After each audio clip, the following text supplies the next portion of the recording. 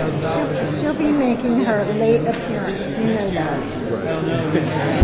No, it's too many people. The next 5 years, every year.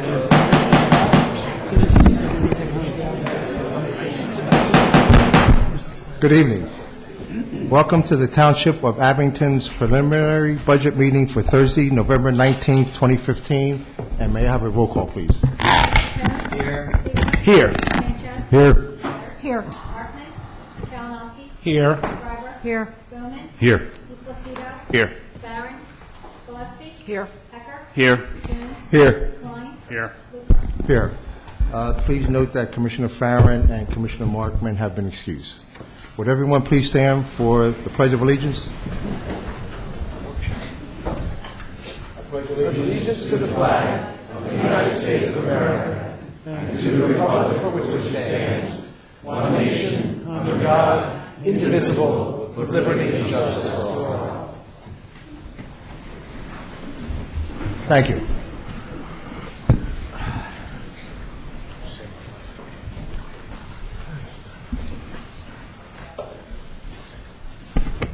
At this time, I'd like to call on Township Manager Michael Lefevre for the budget overview. Thank you, President Luker. Good evening, Commissioners. If I could provide just a brief background for the benefit of the people in the audience this evening on where we are and how we got to the point this evening. This is the fourth public meeting the Board's held in relation to the 2016 budget. We met on October 15th, 22nd, 10th, and we had executive sessions on the 10th and 16th in relation to personnel and how it relates to the budget. At our initial meeting on October 15th, the Board was faced with a deficit of $1,154,000. We've had an operational structural imbalance in our budget for a number of years, where our revenues have not been able to keep pace with our expenditures. As a result, we've relied on fund balance to close that gap. And it's through our effort, joint effort for a number of years, we've been trying to work away from that process and basically operate within our financial means. At the conclusion of the first budget meeting, the Finance Director and I were confident we could get that deficit down. To close that deficit through a tax increase would have required a $50 tax increase for the average household assessed at $150,000. We were confident we could reduce that number, probably in the range of $25 to $30. That was based on two reasons. We believe there was additional cuts that could be made from the proposed budget, and we were also confident we would get some relief on our health benefit costs. We had budgeted a 9% increase for 2016, and at the initial meeting, we had the bulk of our benefit costs already were received for our core benefits, for our dental, for our vision benefits. So there was already a savings below that 9%. The number we didn't have was our prescription benefit. Unfortunately, before our budget meeting on November 10th, we received our prescription numbers for 2016 and were shocked by the increases. For our retirees, the rate has gone up 22.6% next year. For our salary and clerical employees, it's gone up 62.8%, and for our police personnel, it's gone up 75.2%. As a result, we were not able to bring it down anywhere close to the initially projected $25 to $30 range. In fact, it brought us right back to the area we were before, despite about $144,000 in additional cuts we made from the budget. We're currently at a deficit of $1,117,000, which would require a $49 tax increase to close for the average household. Now, we've had a wide range of discussions, both publicly and executive session. There's a big variation among the board members on which options are the most viable and the most palatable for our residents, and different philosophies probably among each member of the board. There are two budget proposals before you this evening. One calling for a $49 tax increase with no cuts. The other one, a $35 tax increase with $330,000 in cuts. I'd like to suggest, if the board has the opportunity to ask questions and receive public comment, that should you opt for the $35 tax increase, we don't lock ourselves into the specific cuts to equate to $330,000. I'd rather go back to the department heads and staff and see if we can offer another alternative to make those cuts. As presently proposed, We basically base those cuts on attrition from certain departments. The negative thing with that, it impacts just a limited number of departments, primarily the police, the library, and the engineer's office. We hope to come up with maybe an alternative plan that could be more equitably distributed across all the departments, where each department has some share in the pain and some share in the responsibility moving forward. So at this point, I have no idea exactly which direction we move. There are unlimited number of options in between $0 and $49 should the board decide to go in that direction.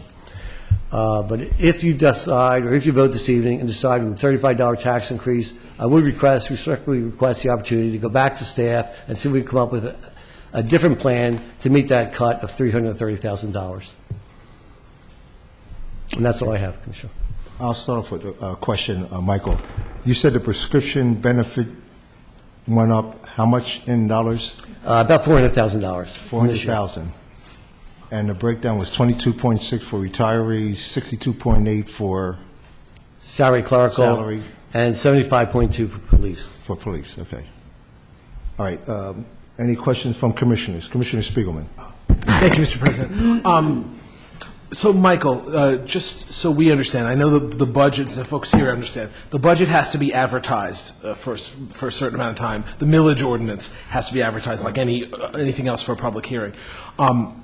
So if we were to go with the 35 as opposed to $49 tax increase, while you could go back to staff members, you could go back to department heads and reallocate how those cuts happen, we would be locked into that millage rate and no other. We could not go up in any meaningful way from there, except maybe by a small percentage. Is that right? You can. Under the First Class Township Code, you cannot increase, after the budget is advertised, you cannot increase it more than 10% in the aggregate or any line item by more than 25%. You can cut it, you can reduce it by any amount you want, but you cannot increase it above those limits. Now, we're required to advertise the budget publicly, at least to announce to the public that it's available for their review. We post it on our website. We have publicly advertised the budget is available for public review. But we also have to advertise the budget ordinance 20 days before it's voted on. Presently, we're scheduled to vote on December 17th. We can meet that deadline for public advertising. Should the board not reach a conclusion tonight and we have to reconvene, we may have to push that budget meeting back to later in the month, perhaps the last week of the year. So again, so just to clarify, if we hypothetically move forward with the full $49 tax increase, that could be ratcheted back to 35 or some other number after you went back to the department heads and made adjustments to the various expenditure cuts. That's correct. Okay. Just want to. Mr. Sanchez. Michael, do you know what the fluctuation is, though, so what could we move, if we went with the 35 hypothetically, what could that be moved in the range, the acceptable range, without re-advertising? Well, the budget itself cannot be increased more than 10% or any one particular line item more than 25%. So it would depend on each line item in the budget. So, but is the overall 10% like on the 37 million operating and then within each line item? That's correct. Okay. Thank you. Any other questions from Commissioner Schreiber? You had a question? No. Any other questions from commissioners? None? Any from staff? All right, and if there are no questions from commissioners or staff, I'll open the meeting up for public comment and ask that you limit your responses to 3 minutes, and remind you that it's not a question and answer period, but it's to ask or to make comments. So if anyone would like to come up to the podium with your name and address and make any comments. Yes, ma'am. Oh, I'm sorry. Right here. Go ahead, ma'am. Yes, name and address, please. My name is Jackie Guyton. I live at 2539 Miriam Avenue, Roslyn. I've worked at the Abington Library for 20 years, with the last 5 as head of circulation. And while I am retiring in February, I will still continue to live in this township post-retirement. I'm focusing on one thing in particular. The possibility of not filling the position of building manager is short-sighted and potentially destructive. Because the current manager is on site, any problems, i.e. flooding, boiler failing, melted snow pouring down on our server through a hole in the roof, is addressed immediately. Just how long will it take a person from the township to address issues like that? The building the library is in is well-maintained, bright, clean, and welcoming. Just what do you think will happen with all the above if there is no building manager in the building? The current building manager has worked extremely hard to cut costs, yet retain the integrity of the building. He responds 24/7, and that is why the library is in such good shape. Now, to do with, possibly cutting services. The mark of a civilized society is its learning institutions and its libraries. We serve children, out-of-work individuals, those residents of our community who are better off, those who are not, teachers and individuals trying to better themselves. We serve any and all. Retired individuals come to our book discussions. Children who need some assistance with their reading come to our doggone good readers to read to their canine companions. Teenagers are here every day getting much-needed help from tutors, and all who enter our doors are in a safe environment. In other words, a community living room. It always seems as though institutions of learning, libraries and schools, are the ones that lose money. This is a sad legacy for all concerned. Thank you. Next, from the public, name and address, please, and 3 minutes. My name is Linda Muntz, M-O-N-T-Z. I live at 47 Twin Brooks Drive in Willow Grove. I would like to see no cuts in services. If an increase in taxes is needed to do that, I'm for it. In particular, I want no cuts in the budget for the police department. In the current environment in this country and others, we need the best police we can possibly have. And I emphasize, too, what this lady has just said. Our libraries are very important. I don't want any cuts in any services. My question is, what can I do to see that you pass a budget that does not cut services? Okay. I would, at this point, it's not a question and answer period, but Okay. you can direct your question to your commissioner. And he or she will be more than able to answer that. Although, for the record, by coming here and saying something, that's a big contribution, because you're giving us feedback, so that's appreciated. Thank you. Anyone else? Name and address for the record. Hi, Kathleen Breslin, 2746 Jenkintown Road. That is North Hills, PA, 19038. I have a flyer. We're celebrating this area, and you're all invited. And hearing about these cuts is very discouraging. Very discouraging, and it's just, with what's going on global, we need to just hunker down and take care of our own right now, and we need to find the money and figure it out. You crunch numbers long enough, you can figure it out. I don't know, we're doing a fundraiser, everybody's invited. If people show up, we could support you with some money from there. I don't know, but the cuts that you're looking at are basic needs for our community, and it's just not right. So, I know everybody's doing the best they can, and all you are doing the best you can, because that's what we're all doing. But cutting that money is going to hurt the most needy and vulnerable of our society, especially the library, just the whole thing. So just take care of our own, please, and figure it out. I'm sure you can. You guys are pretty smart, from what I say. That's all I got. Oh, and I'll give everybody one of these. Thank you. Next, hold on, John. This gentleman next, and then, John, you'll be next. Thank you. Bob Salerno, 369 Keswick Avenue. One of the main reasons 20 years ago I moved into this township is because, number one, the police department. I wanted a good police department. Second was good school. Police department was first. Without that, you got nothing. So, with all that's going on in today's world, the crime rate's going up, shootings everywhere. terrorism. And people say, oh, well, that can't happen here. Well, that's what they used to say about America, and see what happens. So you never know.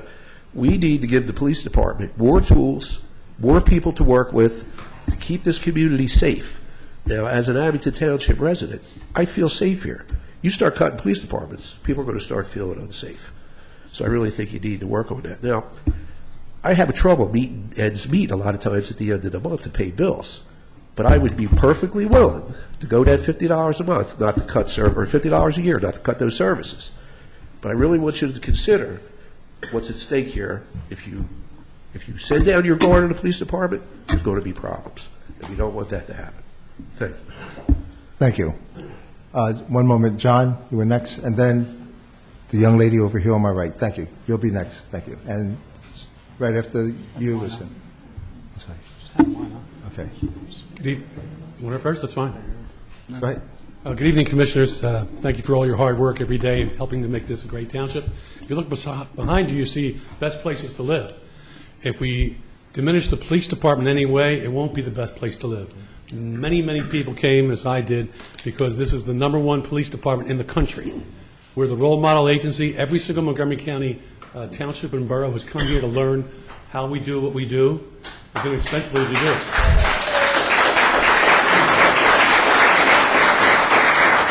When I was on the board, we had a national search for a new chief, and we were lucky to get William J. Kelly, who was the best person available to do the job. He brought crime prevention to a whole new era, and every single police department new recruit we have was #1 in the class.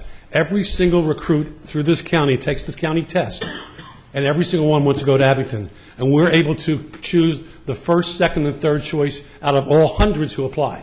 That's because they know this is the place they're going to learn how to be the best police officer they can and to keep the best community as safe as it can be. We were the first through the chief and Deputy Chief Livingood on all the officers and detectives who are here. One of the first agencies through Pennsylvania and the country to have the national accreditation. That was again led by this department. So we are really a terrific community. We're #1 in many ways, but the one that keeps us safe, the ones that's secure for our families, is the police department. So I know you'll figure out a way to do it because you're all smart and you all care and you all love Abington as much as we do. God bless you. John, excuse me, John, one little admission, your name and address for the record. I'm sorry. John Fox, 2115 Guernsey Avenue. I could have walked here, but it was raining. Thank you. These two folks, can you come up one behind the other? Yes, thank you. Okay. Okay. And remember, 3-minute time limit. Thank you. Good afternoon. Good evening, rather. My name is Cecilia Elaine Harrison Turner. My family has lived in the Abington community for 6 generations. I have served very well as a member of Citizens for Progress, supporting Chief Kelly and all of the improvements that have been made in the police department, especially during the 35 years that Citizens for Progress was deeply involved in working with you and your community. As a retired educator, having taught 35 years in Abington School District, you know that education is important to me.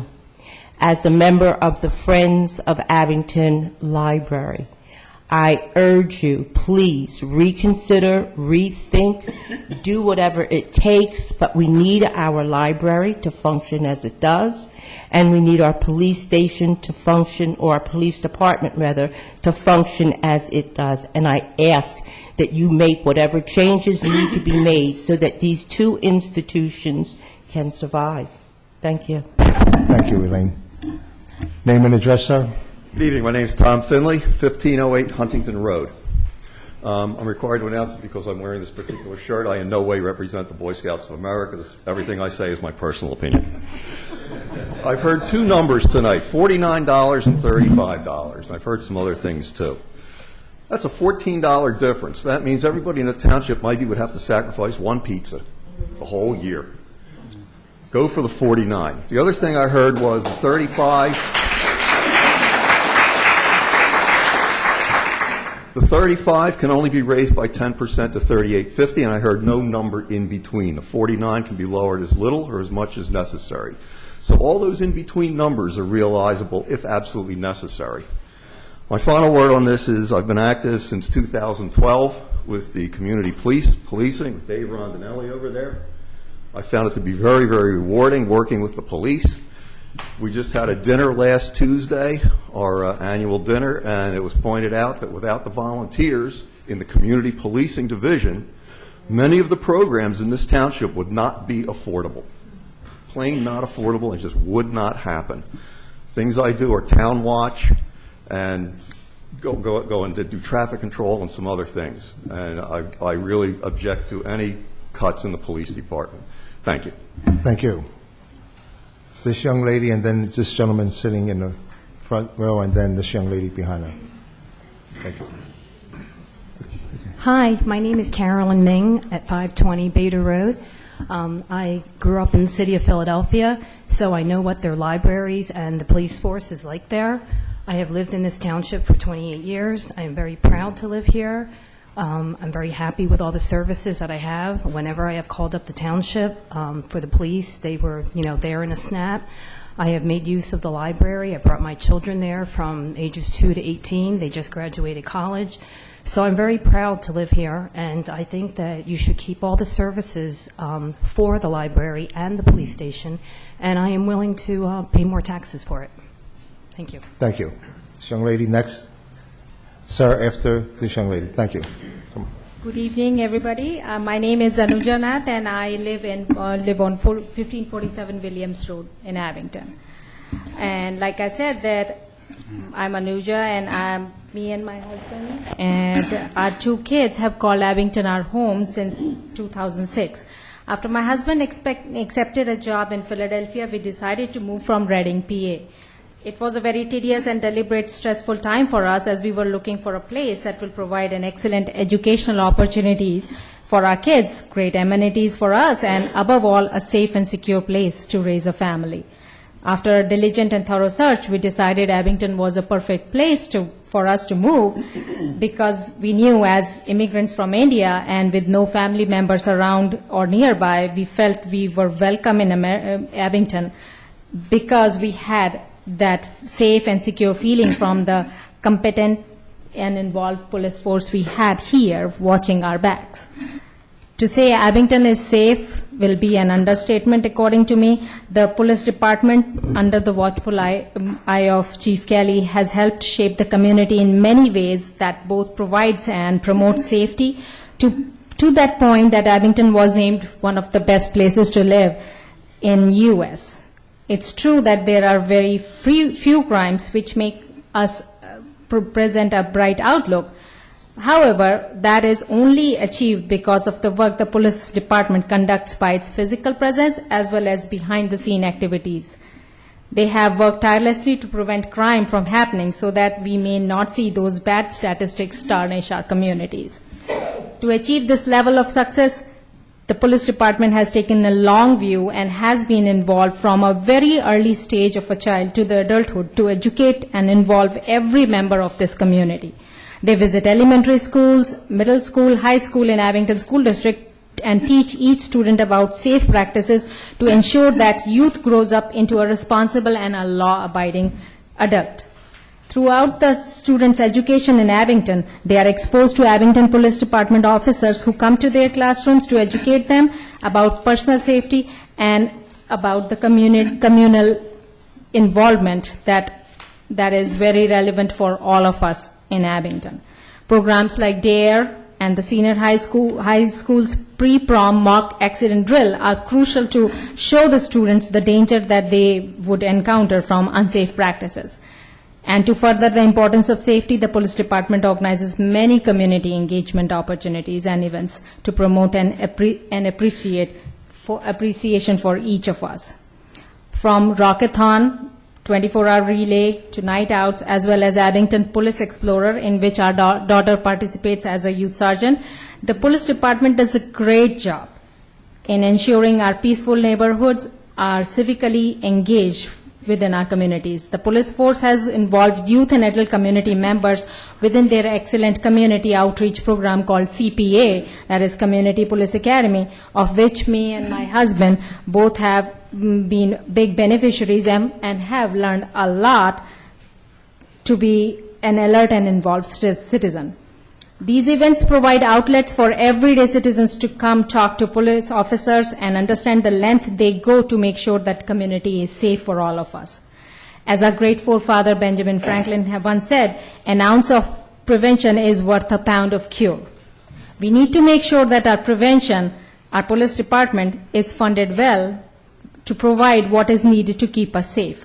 We are not a self-policing community, and even though we can take some measures individually, we will not be able to protect ourselves if our police force is weakened. Those who would wish to do us harm would be emboldened if there wasn't the watchful eye and engaging presence of our officers. So, respected commissioners, I implore you to reconsider any budget cuts that will involve the police department, and now I hear about the library too. Without the funding they need, the police department would not be able to bolster Abington's safety and spirit, into which what it is today, a place where ordinary people can feel safe and the new families are welcome. Thank you very much. Thank you. Yes, sir. Thank you. Dave Peterson, Bronner Chevy, 1750 The Fairway. I'm here from the business side about the police department. We moved to our present position about 5 years ago. We've spent in the north side of $3 million getting the place. It was pretty run down, and we generally have about $10-11 million worth of inventory. Now, having said that, in the past 3 years, we've had 4 or 5 incidents on the lot. One was a tailgate getting stolen. Somebody had keys for one of our Camaros getting stolen. You know, the guys in blue got 2 out of the 3. You know, and I just think, I don't think anybody's asking for a raise in revenue. I think they just want to keep it revenue neutral so the police department can function. It's a magnificent police department. I mean, the township, I wouldn't want to be in any other township with my business for many reasons, but the police is one of them. I'll close with this. About a year and a half ago, my son was closing the dealership about 10 one night. He's our sales manager. And he saw over across the street in the Davis Industries, that little lot looks like the old IVB Bank, a car sitting there. Now, if you know the property, there's never cars there at night. I mean, there's just nobody ever there. Even during the day, there's hardly any. And he looked over and he thought, well, that's suspicious. So he called the hotline in the police department, and the officer answered, and Mike said, he said, hey, it's Bronner Chevy. I think you got something going on over here in the parking lot at Davis. Somebody's kind of watching our lot. And the officer said, hold on a minute, put him on hold. He was on hold for about 3 minutes. Now, having said that, you guys in the police department know this, but when you guys need a surveillance car or something, when there's something going on in the township, one of the guys in the police department will come over and say, hey, you got a car we can use for a week or so, that, you know, because the perks know our, is that the right word, perks? They know what our cars look like. Well, sure, and we've done many times. So anyhow, so getting back to the story, at the officer gets back on the line and says, what's your name? And he says, Mike Peterson. He says, all right, hold on. He gets back. It's another 3-minute wait and all.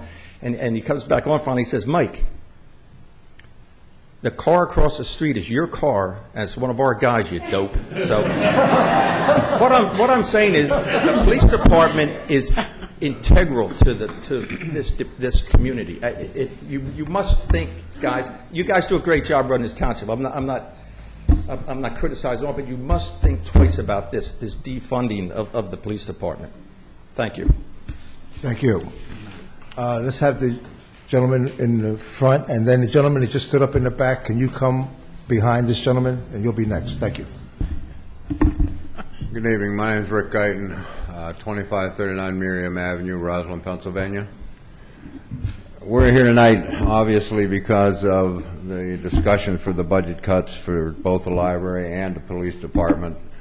I can't add anything to the police department. I've heard an awful lot more than I knew when I walked in here about the things. I knew they were accredited, one of the 5 accredited police departments in the state, which I think we should all be proud of. My main concern is I'm retiring next year. I'm going on, fixed income.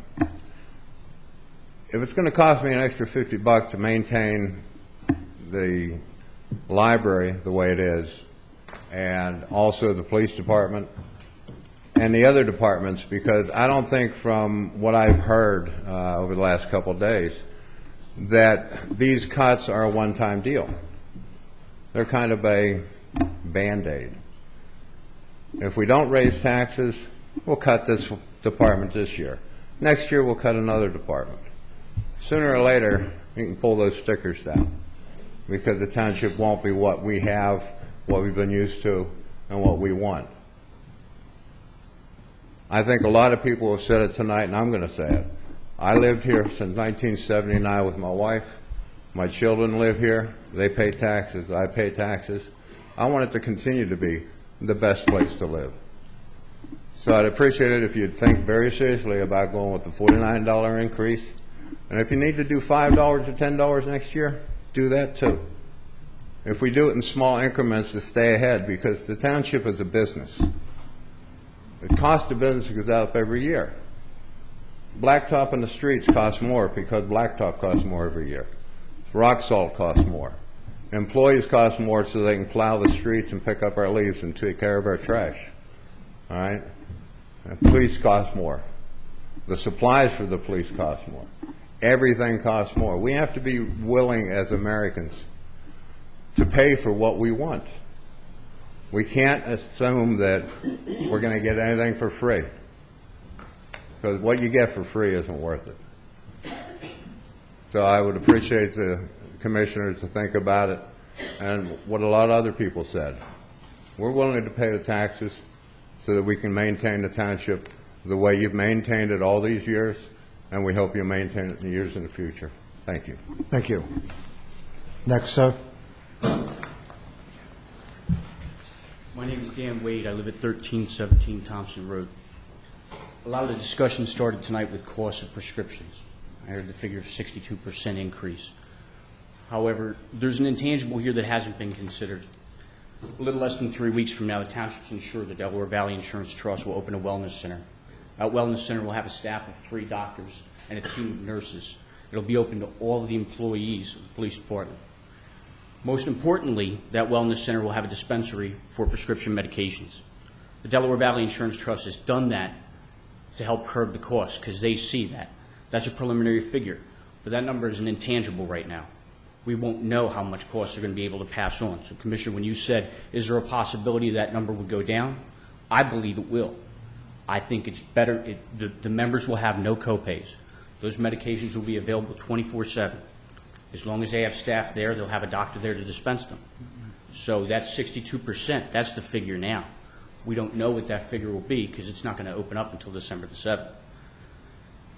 I would hate to see a decision made about staffing and next year us sit here and have a discussion about all for naught, because the wellness center did so well that it saved the township the amount of money they would have had to cut to get rid of the officers. In the effort of full disclosure, I've been a police officer for 18 years. I've had the opportunity to work with the Abington Police Department. The command staff of this department has put together some of the best officers I've ever worked with. I was a detective for 10 years, so I got to work with them quite a bit. Each of them plays an integral role in this department. That's the reason I live here. I would urge you, don't make those cuts. You will regret it, because it only takes one bad incident, because the people who are here to support them will always support them. The decision to cut safety, well, that may come back to bite all of us. Thank you. Thank you. Anyone else from the public? This young lady and then this gentleman right here, you can line up right behind her.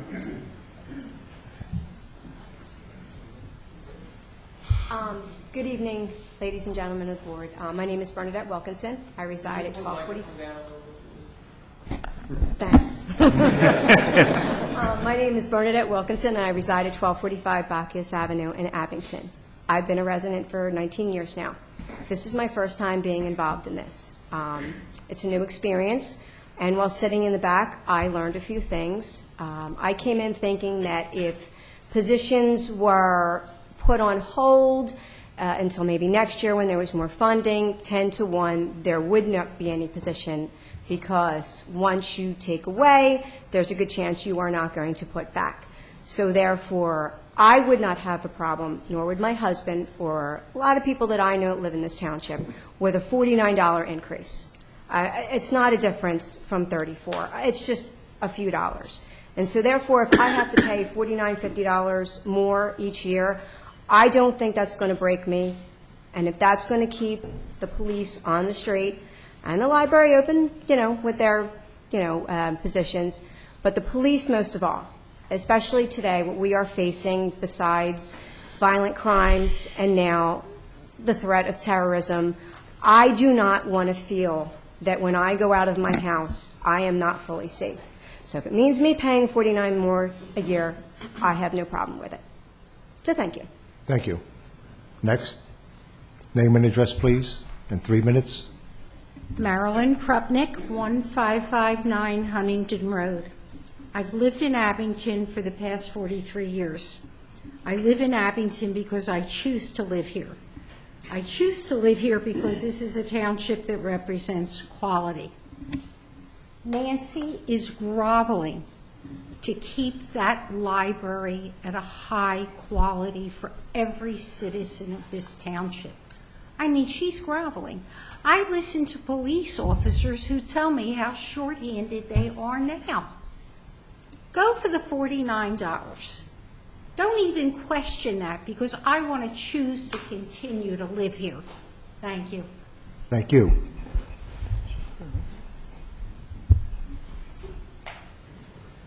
My name is Michael Butera. I live at 21 Twin Brooks Drive in Willow Grove. I'm sorry, in Willow Grove. I'm also the co-chairman of the Roslyn Town Watch, and I have found, in Town Watch, I've found a decrease in the number of applications and the number of people on the streets. We go out on Friday, Saturday, and Sunday evening, and we're to be the eyes and ears of the police department, and we see any crimes or anything suspicious, we call, and the police are there. With the declining enrollment that we have, the declining applications, and by the way, we can use the commissioner's help in advertising the need for us, for patrollers.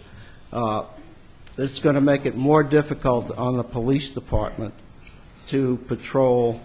We have very few people going out now. And I don't think that the $49 increase in the taxes, which is less than $1 a week, is going to make a difference to a lot of people. Thank you. Thank you. My name is Brian Mays, and I live at 506 Garfield Avenue in Glenside. I'm a teacher in Lower Marion School District, which is a Montgomery County school. And I'm here tonight to talk about the proposed budget cuts. I teach English at the high school level, and I understand the importance of reading and education and literacy. It is extremely difficult every day for me to get students at the high school level to read, to want to read, to be excited about reading. And when I walked into the Abington Library 2 years ago when my wife and I moved here, I saw high school students and elementary school kids reading together. The value of literacy is so important. It is the reason that I get up every day and go to my job, and education and literacy is the reason that we're all here, yourselves included. It's gotten us to where we are. To cut funding for that kind of service, I don't think it is a good decision to make.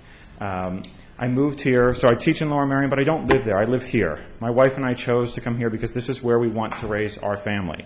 I see the signs that people have mentioned. I see the turnout here. There is a lot of pride to be a member of Abington. I am not proud to live in a community that would cut necessary services like literacy and the police force. Thank you. Thank you. Good evening. My name is Tom Tyler, and I reside with my wife and family at 348 Fisher Road in Jenkintown. I'm the president of the Board of Trustees of the library, which is, as you know, a citizen group that governs the library, people selected from the community. And I can speak on behalf of us on the board and as citizens of the township. The library is extremely valuable. I think that goes without saying. I've emailed all of you earlier this week laying out some statistics. And I appreciate the challenges the commissioners face with these structural financing issues that you contend with. It seems intractable. I urge you to take the long view, do what you can over the next few years to get it under control, but not take it out on the budgets of valuable township services. I might add also that the library has borne budget financing cuts in the past. In 2002, the state reduced its financing from $380,000 to $180,000. That's a more than 50% cut in state financing that we are still living with. And I might add also that financing from the state is tied to what the township gives us. So if there's a reduction from this township, we look to see, and I don't know what the exact numbers would be, but we do look to see that a corresponding reduction in financing or aid from the state. Nancy Marshall, our executive director, has been exemplary in financial management of the library. We've cut 3 positions in the last 6 or 7 years to a cost savings as requested by the commissioners. The library has increasing demands on its programming, on its services, on its staffing. It's far and away the busiest library in the county. That's not something to be trifled with as far as I'm concerned.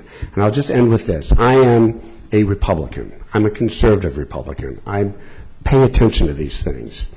I can't remember the last time I voted for a Democrat except for one, and I won't mention names, as my grandmother used to say, but watch where I look. I don't mind a $50 increase in my taxes. Thank you. Thank you.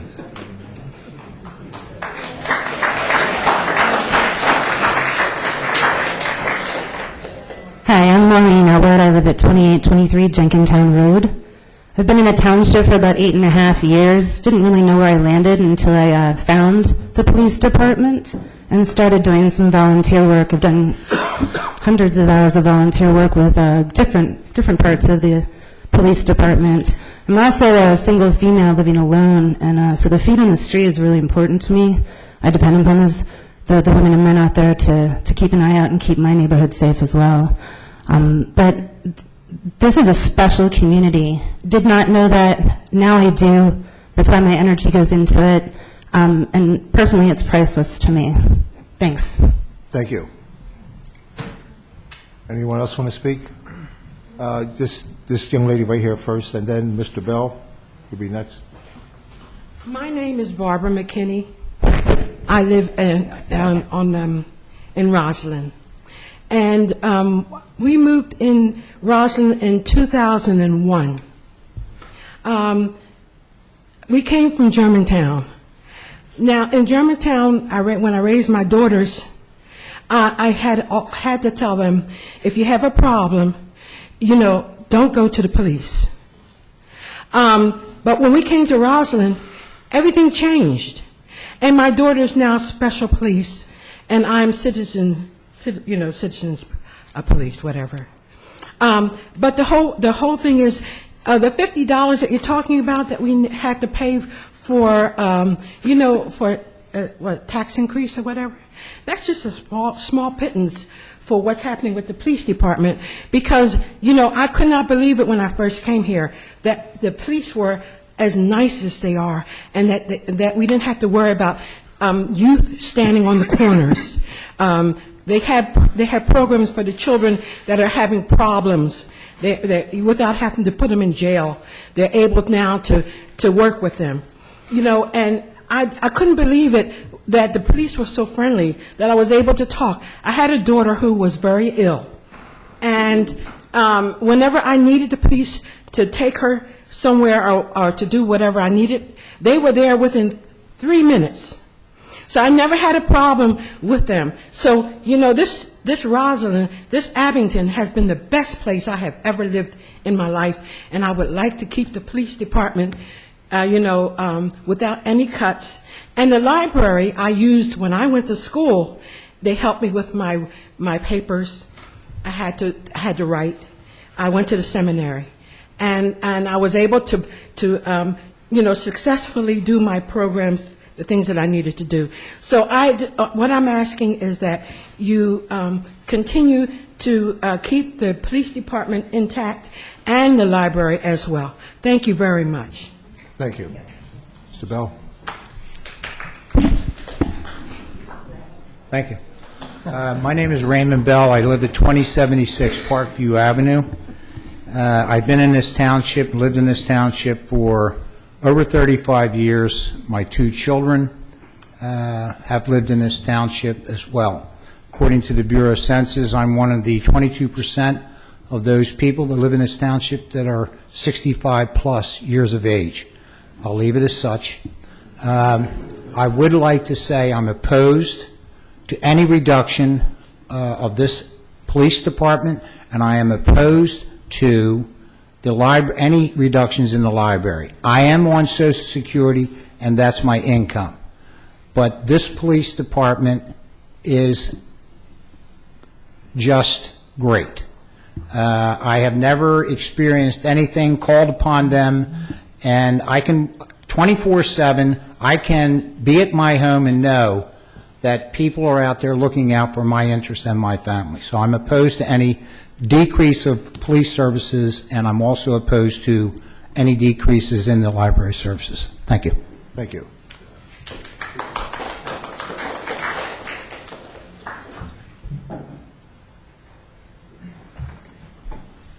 My name is Vince Foles, 611 Maple Avenue, Ardsley, PA. I'm opposed to any cuts in this township, specifically the police department, the library. My daughter makes me take her to the library every Sunday. She wants to read. She's 8 years old. I use the library when I study for my master's, having kids at home. Nice, quiet, safe place to be. Police department, outstanding. Can't ask for anything better. I did the Citizens Police Academy earlier this year. Got to see the ins and outs. The dumbest move that we ever made for $49 out of the year that can make any cuts for any services. I moved to this township 10 years ago. Plan on staying here, retiring here, dying here. I don't want any cuts. $49 ain't nothing. That's all I have to say. Thank you.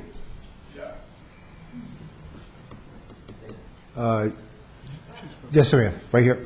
You spoke already. I would rather someone who hasn't spoken yet. Come forward, ma'am.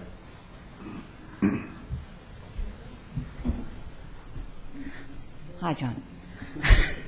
My name's Linda Gabamonte. I am a resident of Abington. 1972, December, I moved here. I have never felt safe in anywhere I've been other than Abington. I volunteer quite a bit here. I'm on Town Watch, and we need a lot more people, like you said, to join Town Watch to help our police department out. I am a doggone reader in the hospital, and I also volunteer at the hospital. We need more volunteers to help you guys out, and I am opposed to any reduction in services. I don't know what I would have done without in our flood on Madison Avenue when we lost 2 lives. We wouldn't have survived without you guys. So we don't need any cuts. I am more than willing to pay even double of what you're asking to keep. I'm serious. I mean, you know what? You do without something. For those of you who smoke, you do without a couple packs of cigarettes. Okay? Or drink, whatever. But we can all cut back somewhere to make up that $49 a year. Before you leave the podium, Linda, could you give your address, please? 2919 Madison Avenue. 2019. Okay. Okay? And again, if you guys would put some information out there about town watches, one day a month you can give up to go around. I'm also a dog watcher. They have a dog watching program with Abington where when we walk our dogs, we view what's going on around us and report it, 911, if we see anything. The police academy was fabulous. I absolutely enjoyed that, learned a lot that I didn't know about our police department, which was very informative. We just need more volunteers to help you guys out. So if we could put it out there on that television about Town Watch and Dog Watch, and most people don't know about it. So thank you for your help. Thank you. Yes, ma'am. Hi, my name is Laurel Howard. I live at 1241 Bacchius Avenue. I've lived there for 33 years. I have 5 children that I've raised in this township. We love this township. We enjoy living where we live. It's very central to everything in this area. I also work at the library. I have worked there for 16 years part-time. And I wanted to mention the Roslyn Library specifically because I work there on Fridays, and at least every Friday there are people at our 2 computers doing resumes. And I don't think anyone can understand how important it is for so many of us, or people who don't have computers, don't have access to computers, how important the libraries are for these people who have to use a computer to apply for a job. It's the only way a lot of places take applications. So it's very important that our libraries are supported 100%. I don't understand how anyone could even think about cutting a library funding. There has to be a way. I'll gladly pay $49. My husband's been out of work for over a year, and I would still gladly pay $49. So, and I don't think I'm alone in that. So, thank you. Thank you. Yes, sir.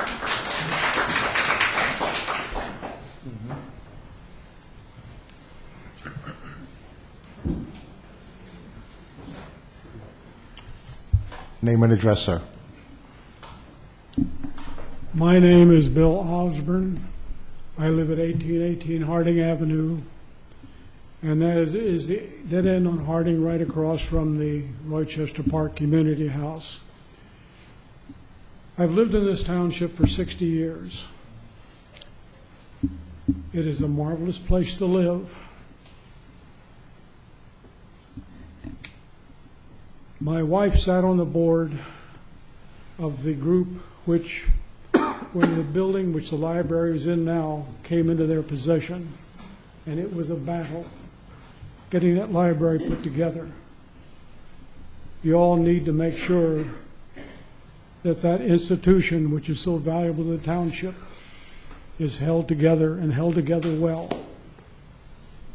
Our police force, the relationship in the community is unique in my experience. I'll cite an example. When I was on the board of managers of the Rochester Park Community House, we got a new parking lot put in, which is now the existing lot. And no sooner was it in than one Sunday appears a motorcycle gang, complete with beer. So when I saw what was happening, because it was right across the street from me, I called the police. Well, these people must have had, what do you call it, the device that listens to police calls. So when the police got there, they had gone. And a few weeks later, same episode. I called, they were gone. So the police came to me and said, look, Bill, we realize what's going on, and if you will work with us, I think we can take care of this problem. So the next time they showed up, complete with the beer, I called the police, and I guess no radio, I don't know how they managed it, but no radio message went out that the motorcycle people could get hold of. 7 cars came in. Then also, the police said, wait till you get on the second bottle of beer, Bill, then call us. Well, it cost each of those gentlemen $350 for their little episode, and they never came back. So that's the kind of help that you get from the people in this township. Someone else commented about the volunteers' dinner last week, and the hall at the North Penn VFW was almost full of people. That's a lot of people that help to make this township work well. You don't find gangs in Abington Township. You don't find graffiti in the township. It's a great, great place to live. The only suggestion I would make is one which seems to be emerging politically, nationally is what I meant to say, and that is follow the money. Make sure when the money gets to its end point that it is spent effectively and economically. Thank you. Thank you. Mr. Curtis?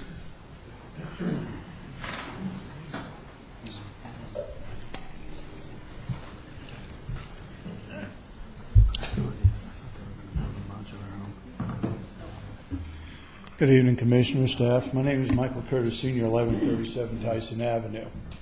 20 years ago, I was looking to get my family out of Philadelphia because the area we lived in was deteriorating. I've done a lot of research. When I found Abington Township, I knew from what I read about the Abington Police Department and Fire Department, that's where I wanted my family to go.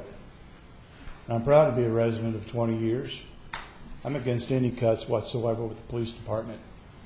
As a veteran, I stand fast and shoulder to shoulder with our law enforcement here. And if I should ever see a situation where they're going to need an helping hand, even with the body that I have that's messed up, you can bet this is one veteran that's going to be there for them. Thank you. Thank you, sir.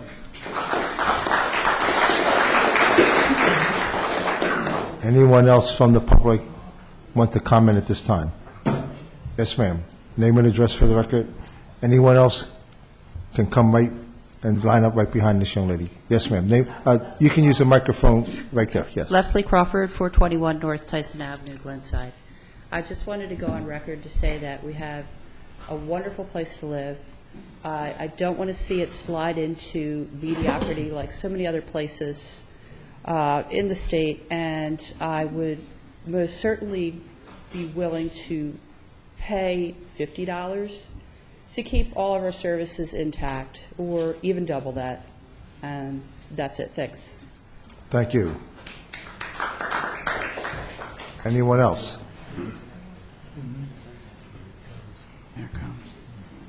Laura Lehman, 1431 Bryant Lane. Amazing. what an email list can do. All these folks are joined together in wonderful activities. And we do have a wonderful police force and a wonderful library. We also have a lot of things that need to be fixed. And what I emailed out this afternoon was that we had something going on very similar to what happened at the county just a little while back, where in a $400 million budget, they said we're going to cut libraries and parks. And they had people, I mailed this out just this afternoon, they had people lining up at the podium saying, tax me please, tax me please. I love my library, I love my parks, tax me please. And we have that going on here tonight. What nobody else did is look at the rest of the $400 million budget and see where it was being spent, how it was being spent, and what kinds of things maybe shouldn't be happening and needed to change. One of them, of course, was the colonnade. And I don't doubt that the colonnade ran up all the expenses that are causing the deficit. If you added up all of the lawyers and all of the fire calls, one every 8 days, and a burned down building, and there was a fatality there, lack of security. The residents today filed a lawsuit, a class action suit. Their safety was not anything. What I appreciate the same thing, and at a meeting just yesterday, I said to the assessors of the police department, I feel pretty safe in this township. I'm glad for the safety. I started off that way. And then I talked about the things that need some fixing, okay? And we all have to do that. So the fact that you picked police and libraries, to me, was to drum up this kind of an issue. We have other things that actually can be cut, should be cut. We have $9 million in a buffer, and I understand we have a $37 million shortfall in the OPEB obligations that needs to be fixed, but I don't see a plan for fixing that, and that's what's missing. How much are we going to put in each year transparently in the budget? Not threaten to cut libraries and police. Like just a few years back, we threatened to close the libraries, and everybody was at the podium again. I was there too. Don't close the libraries. We want them open. We love them. I had such an incredible experience there when my kids were little, but then even afterwards, I went there originally to look at the budget. Saw my first budget at the library. So we really do need to look beyond this, and I am disappointed that we put the libraries and the police up front. And you know, it's wonderful because probably all these people know each other and work together, and that's fabulous. That is the wonderful part of this township. And it's one of the reasons that I fight for it, because I love living here too. And I fight for it to fix the things that are broken. And one of them that's broken is how this was done tonight. Nobody talked about all the other things in the budget and the problems and where the rest of the fat in the budget is. Okay, the things that we're not doing. I put some of them in my email. I'll be glad to work with you at other times in the year as we go along to take the pencil and get those things out of the budget. But don't take out what you're threatening to take out. Thank you. Thank you. Next.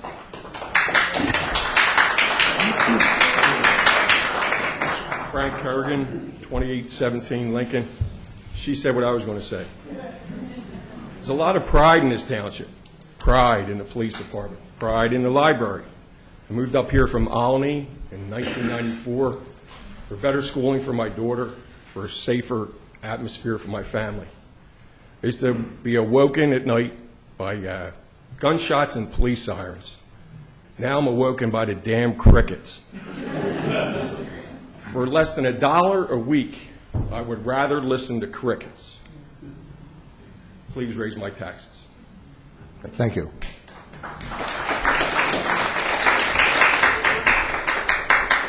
Anyone else would like to speak? I think a young lady who spoke once, if you will, I'll give you another opportunity. Thank you. I think after listening to all these comments, this group represents a microcosm of Abington Township. I could be wrong, but I did not hear a single person who came up to speak at this podium who said, don't raise my taxes. I truly, truly believe you must listen to the people. The people have spoken. $50 is nothing. And I don't know when the last tax raise was, but I don't think it was recently. If I'm wrong, I apologize. But if it wasn't recently, do it now. Thank you. Thank you. Are there any other comments from the public? If not, I'll turn it back over to Township Manager Michael LaFever. Thank you, President Lugar. I'd just like to make one clarification. I believe most people in the audience understand how the real estate tax process works, but a number of people referred to the $49 tax increase, and that's on the average household assessment of $150,000. It varies for each house. So there'll be a number of homes, it'll be much higher based on their assessment. There are homes that'll be less than that. So I don't want anyone to be surprised if the $49 tax budget was approved and they received their tax bill, that the actual bill is higher or lower. I also like to take the opportunity to thank the public for coming out this evening. Often we go through the budget process with little or no input from the residents, so we appreciate the insight provided tonight, and more importantly, the respectful manner in which it was provided. Thank you. Very good comment. I agree with that 100%. Commissioner Klein. I think it's also important to add the assessed value in the county for the county assessments, which were done back in 1997, are roughly 54% of your actual appraised value. That's important to understand. So $150,000 is roughly a $300,000 worth home, just so everybody understands the correlation. Okay. At this time, I'll ask for any comments from commissioners. Commissioner Hecker. Thank you, President Lugar. I want to make a few comments tonight. First of all, I want to thank everyone that came out here this evening to voice your concerns and important points of view. This is democracy in action. This is why we do this, and I appreciate you making the time. I also respect greatly the township staff, and all of the folks who work for the township, many of whom are my neighbors, my friends. And we have a challenge in front of us. And the one option with the $35 tax increase represents a reduction of 0.9% of the overall operating budget of the township. And if we don't begin to think about bringing down the ongoing costs, we're going to be having this same conversation with you next year. This is not a one-time increase. Costs are growing. The cost of health care, the cost, all of these things are growing at a rate that are unsustainable from the current township revenues. We need to take a multi-year view of this and work together to come up with a plan that brings these things into balance. And I think we need to start that now. I'm not, I don't have a particular point of view about where these reductions come from. You heard from Township Manager Lefevre. In the first instance, we were looking for ways that would be relatively painless by looking at opportunities for attrition, where there wasn't someone in a job going to lose their job as a result of cuts being made. There are many, many ways that we can look at this together, but I want you to understand that if we don't start bringing the cost structure into line, this is the kind of conversation that this township's going to be having on an annual basis. And you may be fine with a $50 tax increase for next year, but will you be fine with that in the year after that, and the year after that, and the year after that? And I think the answer is no. And the other point I'd like to make is that while I respect the point of view about being willing, there are many in this township that aren't able to do that easily. And I think we need to keep those folks in mind. And so I'm open to an approach. What we want to do is keep this township strong. We all moved here for a reason. I chose to move here to raise my family. I chose to run for election because I believe in this community, and I want it to remain a place that families come to live. And so we share your vision. These are painful decisions. We have to get real about that and work with you now and over the next 5 years. Thank you. Thank you, Commissioner Hecker. Commissioner Jones, and then Vice President Klein. Thank you. I concur with Commissioner Hecker. It's just so many things. First of all, this is blatantly unfair. It's unfair for the people in the audience. It's unfair for the Board of Commissioners. It's unfair for the department heads. It's unfair for the employees. It is just an unfair thing that we deal with, but sometimes life is unfair. The concern is a couple of things. And to piggyback off of Commissioner Hecker, looking forward, when you get into the slippery slope of raising taxes, eventually you get to the point where you are going to raise taxes and cut services. And then you look around and there are communities that are close to us. And when that happens and those services start to be cut and the taxes are raised, then people say, you know what, I don't want to move to Abington, or I don't want to stay. And then the tax base lowers again and you have another problem. And then the services get cut again. And then the township that you love, the township where you grew up, the township where you chose to move, is not the place that you knew anymore. And you don't have choices. You have problems. You have despair. And there are communities very close by that you can look and see that. And they have changed. And it didn't happen in 40 years or 50 years. It happened sometimes, it seems like, in 5, 6, or 7. So we have to look forward. We do have to look at efficiencies. We do have to look at alternative ways to save funds. We have to look at alternative ways to increase revenues, whether it's ways like looking at the structure. We talked about an idea today a resident came up with of looking at the structure of actually how we do our post-retirement benefits. There may be different ways to provide them to get the township out of the insurance business in some ways. But we actually have to look at working, as Commissioner Hecker said, together moving forward. Additionally to that, I do know people who I work with who $50 is not something that you can say cavalier, I can do without. There are people that if they have to spend $50 for a child's uniform or $50 to get prescription medications, they are making a decision between what they will eat or if they will eat. And I don't want to be mercenary in cutting positions or cutting staffing or cutting services, but I also don't want to be unrealistic and cruel to assume that everyone has that choice. Everyone does not. So I suggest that one of the things we do is we look at gambling a little bit, which may seem odd for somebody who likes to be fiscally conservative.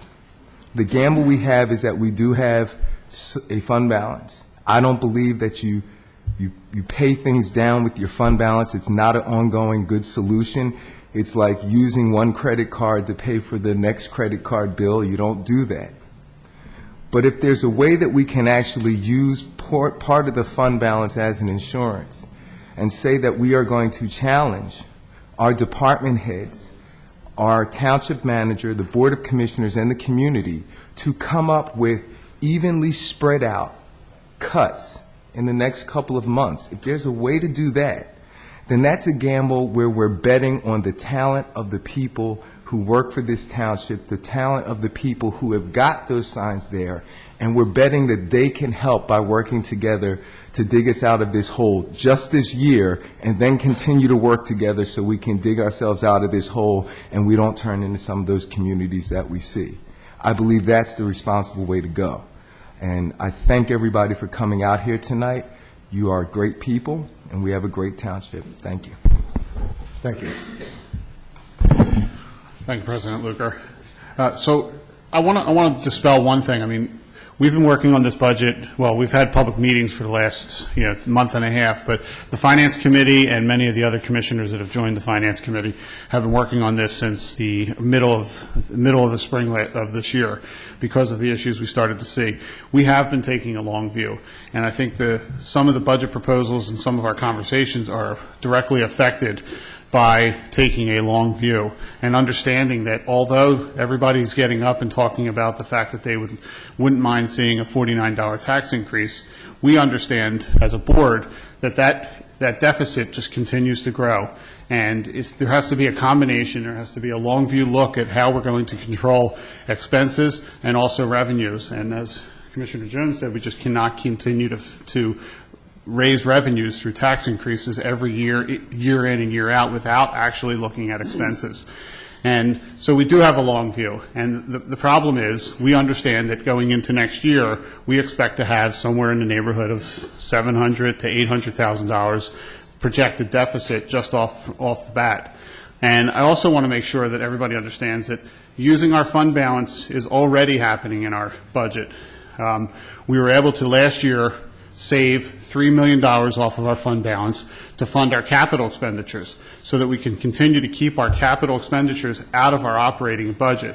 And we've put that into place, and if we can continue to safeguard that $3 million, we don't have to put that $600,000 back into the operating budget each year if we can continue to draw from there. So we're already taking out, and I know Manager Lefevre talked about us having a $1.1 million deficit. The reality is, in comparison to previous years, we have a $1.8 million deficit. $700,000 of it is being funded by money that was pulled away from the fund balance to fund our capital expenditures. A $1.8 million deficit is the real number that we're working with. And that has grown from $400,000 3 years ago.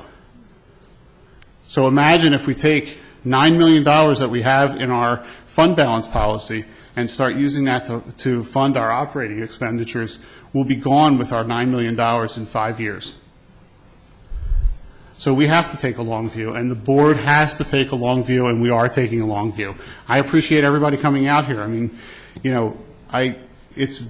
have difficult decisions, you have difficult positions, and we have to take a long view, and that's where most of us are sitting here. And I've talked to almost everybody, and I'm sure most of the commissioners have talked to each other over the last few weeks.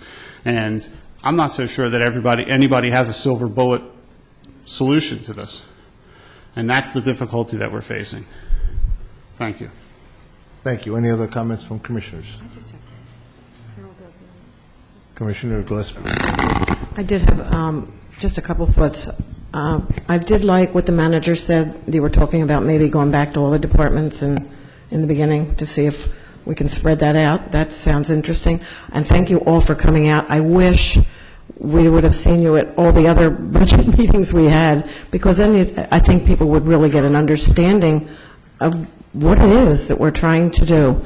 And, it's all there in black and white. When you come in, you get your papers. And I think they can come in and get it if they want to come in and see the budget, and this wonderful book right here.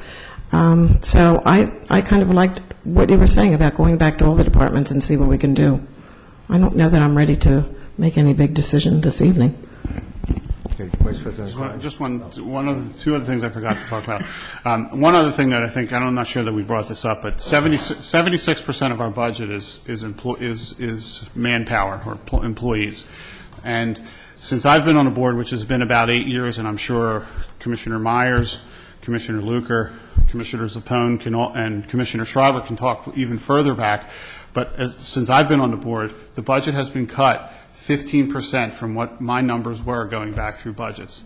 Now, obviously, because of cost of living increase, because of the cost of doing business, numbers have raised if you actually look at dollars. But if you look at 8 years ago, the dollar values, we've actually cut 15% out of the budget in the last 8 years.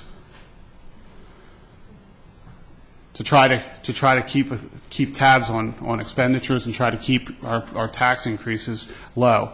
And we're running out of options because we have done those 15%. We're running out of the easy ones. We're running out of the quote-unquote pencils and papers that we can cut. And that's the difficult decisions we're working. Sorry. Thank you. Thank you. Commissioner Schreiber. I don't want to be repetitive of what's already been said here. One of the things I was going to say, though, was about the 76%. So the biggest portion of our budget is our employees, and we value them, and one of the things that I was fearful of was that we were going to have to start issuing pink slips and just getting rid of people, and I didn't want to do that. And so we have looked at things like people that are retiring, natural attrition of people, as an alternative to cutting so that we didn't have to start looking at just getting rid of people. I know people talked a lot about the cut of services in here. Our hope is, and maybe with some of the other things, if Manager Lefevre and his staff goes back and looks at the what else can be done, but because 76% is employees, there's not a whole lot of places where things can be shaved off. But we looked at it in terms of where there wouldn't be big impacts of services cut. So I think, in some of the emails that were going around and things like that, it implied that really we were cutting services. And I want to be clear that it's not like we're turning the lights out and, we're only going to be working, or the library will be open 2 days a week or, anything like that. It's not services in that way. And, we tried to look for a combination and be flexible and take a little bit of everything so that we would increase taxes. I do understand the $49 thing, and to me, part of me says, we'll just go up $49 and pay for things, but doing that isn't looking at what's going to happen next year. And I also have heard from people who don't want their taxes actually raised at all, some of them, but some people in my community would have a hard time paying even the $49, so I want to put that out there. Thank you. Okay, thank you. Any other comments from commissioners? Nancy, did you have a comment? I saw you raise your hand. Name and address, please. Nancy Hammocky Marshall, 1916 Hilltop Road, Jenkintown, Abington. I wasn't going to speak tonight, but I am now. The library has borne $200,000 in cuts from the state in the last 13 years. We did not come to you for help. We managed it. You are saying that our loss of 2 full-time department heads, my department heads, will not result in a loss of services? It will.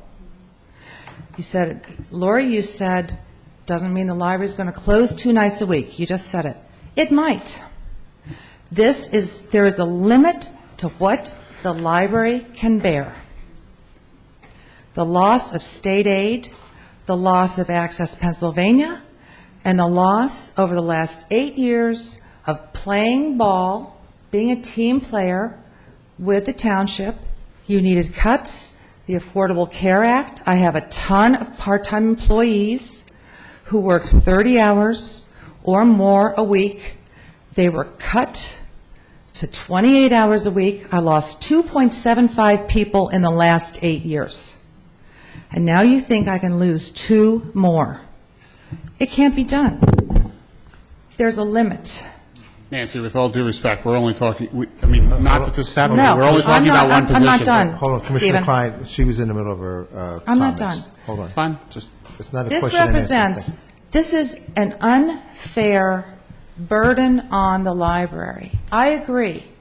If we went to the township and looked at every department, maybe instead of our losing 4% of my total salaries, if everybody was asked to make some sort of sacrifice, it might be 0.5% for every department.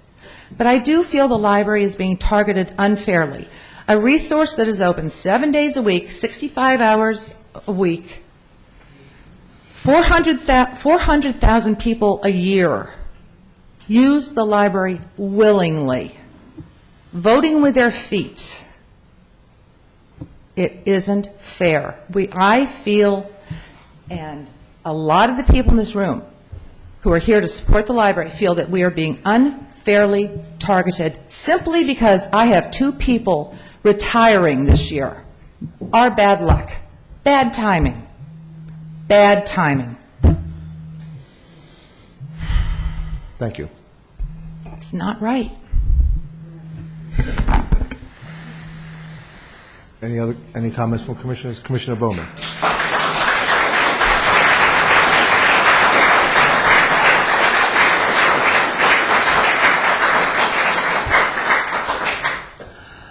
I agree with Commissioner Hecker and Commissioner Klein that expenditures do need to be cut.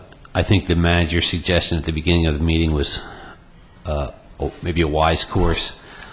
I would be in favor of the $35 increase, and then, as the manager said, letting him go to the entire township to maybe address the library's point that was just made, that maybe the cuts can be more evenly distributed. But it's not like we targeted the library or the police. Thanks.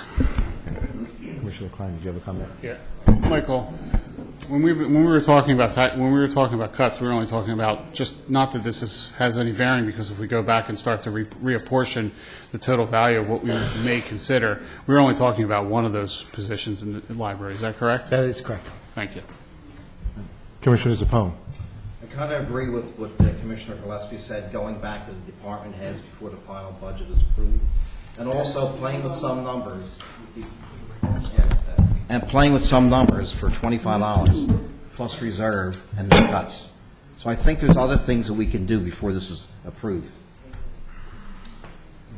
Okay, hold on. Let me go with Commissioner Myers. You haven't spoken. Thank you. I wasn't going to speak, but since we're all giving our ideas, I'm not in favor of a $35 increase or a, $49 increase. I represent a ward of homes that and families that some that cannot afford this. In our fund balance policy that we all voted on last year, up to 10% of the balance can be used for the budget. Now, I understand some of my fellow commissioners feel that's depleting the fund balance. However, in my early years as a commissioner, and I've been a commissioner for 18, we used the fund balance to balance the budget because the thinking was when you had a fund balance that high, you couldn't pass, even though costs go up every year for everybody. We know that. But we felt that you couldn't pass along a tax increase when you had a very high fund balance. And we must have over 18 years depleted that fund balance so much that at one point we ended up with $14 million. So my feeling is a $25 tax increase, which I think is a very nominal fee. I do think that everyone can absorb that. I know that even that for some is hard, but I think that everyone can absorb that. Absolutely no cuts of any kind, and take the balance out of fund balance and start an approach next year, starting in January, not in November, but starting in January, for looking for efficiencies and possible other streams of revenue. That the efficiencies do not have to be job cuts. We also all know in every business and every form of government, there are ways, if you really look hard and look between the lines and maybe even get consultants, volunteer consultants, but there are ways to streamline a budget. And I'd like to start that in January, not in November. Thank you. Commissioner Sanchez.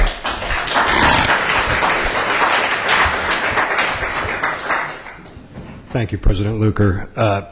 Manager LaFever, I would just like to challenge, I'll probably be voting for the $35 rate here tonight, and that is, not an effort to cut or deplete services. In fact, I would challenge you specifically to go back to the drawing board and try to preserve the library cut on that because of the magnifier of the state revenue.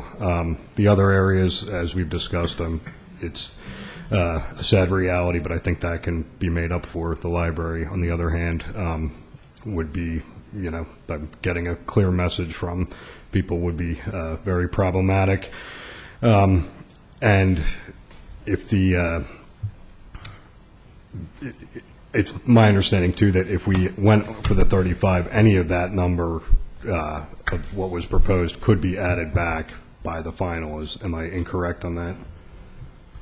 What was cut? Because the total number is less than 10% of the aggregate budget. That's correct. The difference between the 35 and the 49 is approximately $330,000, which would be less than 10% aggregate of the budget. Thank you. Thank you. Commissioner Jones. I just wanted to clarify my earlier statements. When my discussion of the fund balance would be that we use that as a buffer. That we've heard a number of statements, some from commissioners, some from the manager, and also some from staff, that there are some uncertainties that lie ahead of us, and those uncertainties may become clear in the next couple of months. So if we take that fund balance and bridge the gap, and then in those couple of months say we have a target of how much we want to reduce, whether by getting new revenues, whether the prescriptions turn out different, whether we actually find efficiencies in the department, then we actually have used the fund balance as kind of an insurance policy. If those cuts are made in an equitable and sensible manner, then we're happy. If they're not, then we fall somewhat into the clouds because the fund balance has captured us. And that was, I wanted to make sure my suggestion on that was clear. Thank you. Any other comments from commissioners? Commissioner Schreiber has a question. So it came up about not voting. It came up on one, two, three, I think 4 different proposals here, plus not voting at all. So I guess my question is, if we don't have enough votes or if we decide not to vote, what is the procedure if we don't vote at all? You have a number Time-wise. of options before you this evening. You can vote on the 2 proposals in front of you or any variation of those proposals. We advertise the preliminary budget reading this evening and a final budget adoption on December 17th. So if you approve some type of preliminary budget tonight, we will be in a position to meet the advertising deadline to vote on December 17th for the final budget. If the board would rather defer that decision to later, we have the opportunity to meet as late as the first week in December for a preliminary budget, with the final budget being adopted at the end of the month, 28th, 29th, or 30th. We couldn't meet the advertising requirements. In the interim, the board would have the option of meeting in an executive session to discuss the 76% of the budget related to personnel and only the percentage related to personnel. The other items we cannot discuss unless it's in the public. So you don't have to be pressured this evening. You have the opportunity to reconvene, discuss among yourself, agree on a different course of action, or if you feel comfortable and the majority of the board wants to move forward, you can do so tonight. Okay, Commissioner Klein, Vice President Klein. Yeah, I wanted to make about our planning for this year. I mean, the reality is we started, April? We started bringing in department heads, and we gave them a list of 5 questions, and one of those questions was specifically about efficiencies and ways that they could reduce costs and give us some of their ideas. And We met with every department head and heard very little, had very little information about, or very little ideas about those reductions. So I think we're not going to necessarily get that unless we are proactive about actually asking for certain things to happen. So it's not, we didn't wait until November. We did start this process back in April. We did the same thing the year before.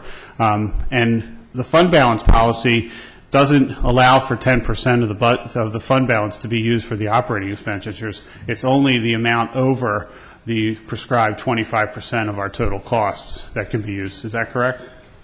That is correct. For the annual, if we finish the year in the black and there's a surplus, that additional revenue is evenly distributed between, well, actually not evenly. Majority would go to our permanent improvement fund, a certain percentage to our OPEB obligations, and 10% reserved for support for the following year's budget. I would like to add to that we are using the 10%, $69,000, to balance, to put into this budget. So we are using the $69,000. Plus the $700,000 that we saved from last year through the fund balance policy. Correct. I have one other question. If the proposal where we take it out of the fund balance, what would be the effect next year? Would you, I know you don't have a crystal ball, but what would you say might be the effect next year? Well, before a dollar increase in any of our expenses, you have that built-in deficit. So you start off before any increase in any line item with a $330,000 deficit. Thank you. And that could have effect on the money that's moved to the capital project.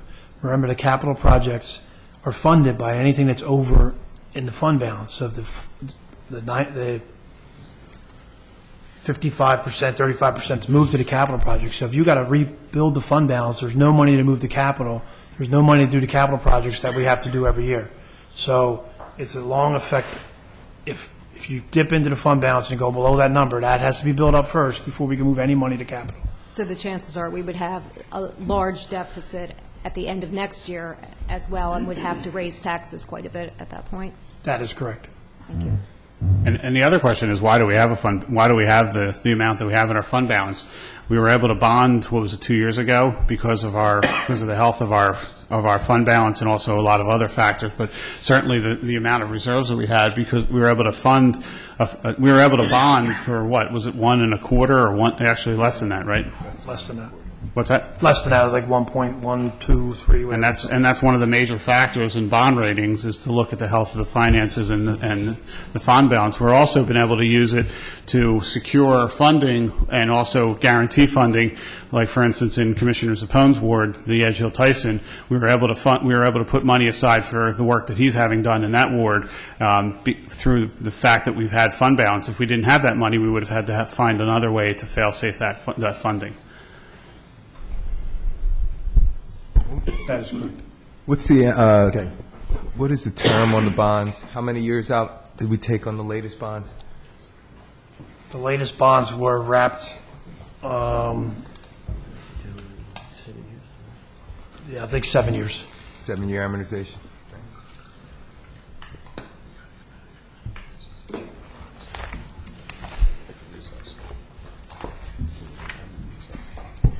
Commissioner Gillespie.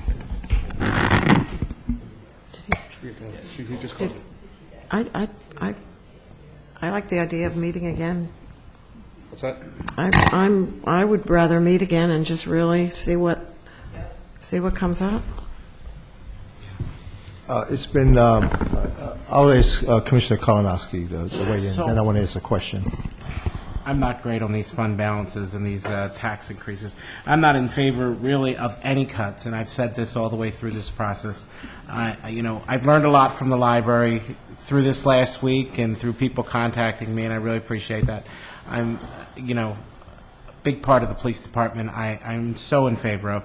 I guess my question is, you say we use 10% of that fund balance to balance this budget, but we can use up to 25. Is that what we said in that, or is that... No, if I could clarify, the fund balance policy originally enacted by the board years ago required a minimum of 7.5% of our revenue be retained as a minimum fund balance. Okay. There was never any cap or any maximum amount enacted. So over the years, the board always maintained the minimum, but they also built up a large surplus. And It was an easy option for the board to go to the balance of budget. We just go to fund balance because there was excess funds there above the minimum. Last year, as part of the budget process, we adopted a new fund balance policy where we have a minimum of 1 month expenditures retained up to a maximum of 3-month expenditures.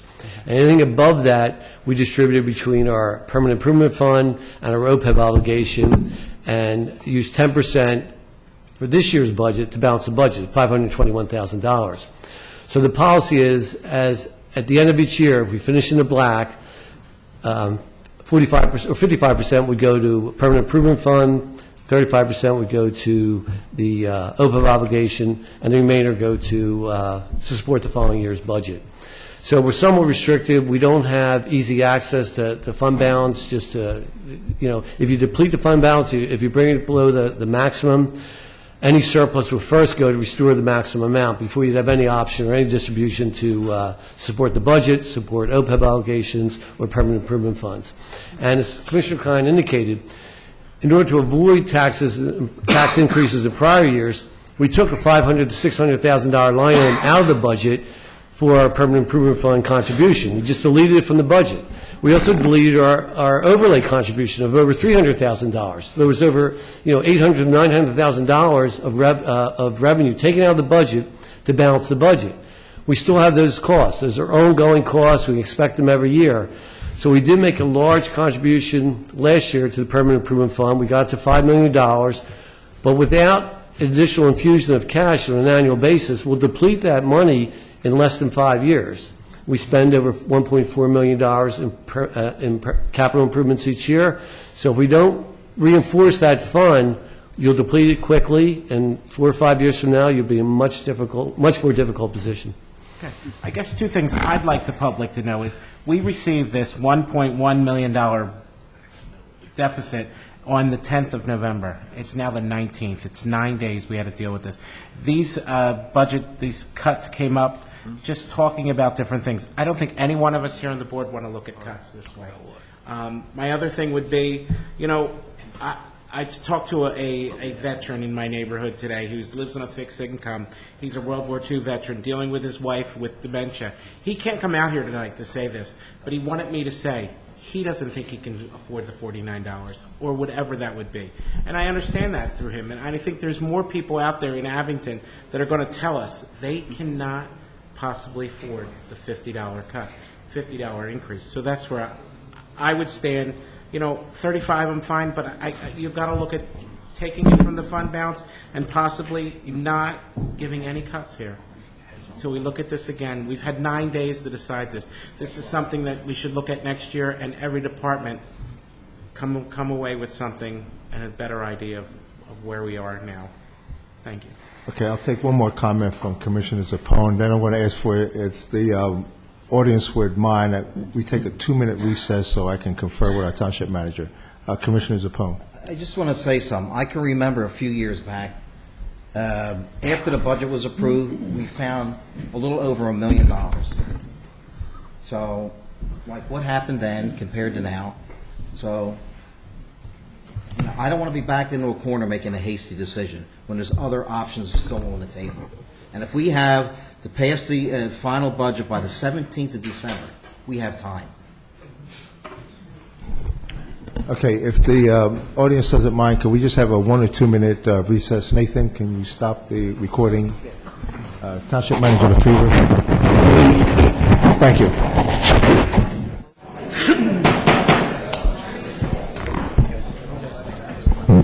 Thank you to the public for allowing us to recess. After much discussion and debate, we have decided to defer making a vote this evening. We're going to go back to the drawing board, taking into consideration all the comments that were made this evening. The commissioners will meet in executive session next week to discuss personnel issues, and we'll reschedule a preliminary budget meeting for tentatively November the 30th, I believe. Well, the week of November 3rd. Sunday that week would be ideal. Sunday that week. We can meet before one of the committee meetings on Monday or Wednesday of that week, or if you want to come in a separate night on December 1st or 3rd, that's also an option. So the comments were well received, and we're going to go back to the drawing board, reconsider all our options, and this is along with staff, township manager, and the commissioners. So with that, are there any closing comments from any commissioners? Commissioner Spiegelman. Mr. President, I just want to say I very much appreciate the plan to reconvene. I'm glad that we're going to maintain all of our options on the table for a while and let the department chairs look at everything. I'm very glad we didn't limit ourselves to to one of these numbers or to the lower of these numbers tonight and lock ourselves in. Everyone here knows I sent my colleagues here sort of my own take on things. I'm not going to rehash it for everybody because it's very, very long, but it definitely involves more significant input from the department, all the department heads across the board. So I just want to say thank you very much for that. Thank you. Any other comments from commissioners? Again, thank you all for coming out. I'm sorry, Commissioner Sanchez. I'm sorry, do we need to vote to defer that? Is that, no? No motion, no vote? No, as long as we advertise the public meeting for the budget, we're fine. Fair enough, thank you. Okay. Thank you, Counselor. No. Are there any other closing comments? Do we need a motion to advertise? Well, I don't know, we have a consensus on when you want to meet. We do need to meet the first week of the month, so what evening works for the majority of the board? You're already coming in November 30th and December 2nd for committee meetings. If you want to tie the two together, that's certainly an option. Or you can come in December 1st or the 3rd. So whatever works for the majority of the board. We didn't have the opportunity to poll the board, so I'm not sure of your availability that week. Might it be possible to do a motion to advertise for that week of specific date to be determined?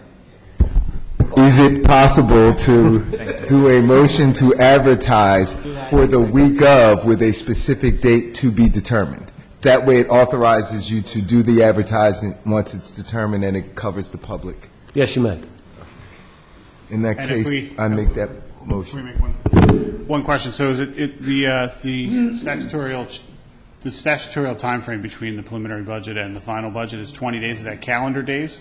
That's correct. It's calendar days, and that's after advertising. So we would have to reconvene the last week of the month, Okay. Whatever evening's convenient for the majority of the board, to pass the final budget. So November 30th is probably a better day, just to get it done sooner than later if everyone's available. The more important question would be, the last month of the year is between Christmas and New Year's. Will we have a quorum? Exactly. Can we figure that out now? Show of hands, maybe? I can do November 30th. I'm there all week. We know board members are going to be around between last week of December. Last week of December? Make myself available. Okay. Oh, looks like it's. I guess I'll be around. I don't think my wife's going to like that too much. So I so move that motion, which is not. I think I know that song. I'm really sorry for that.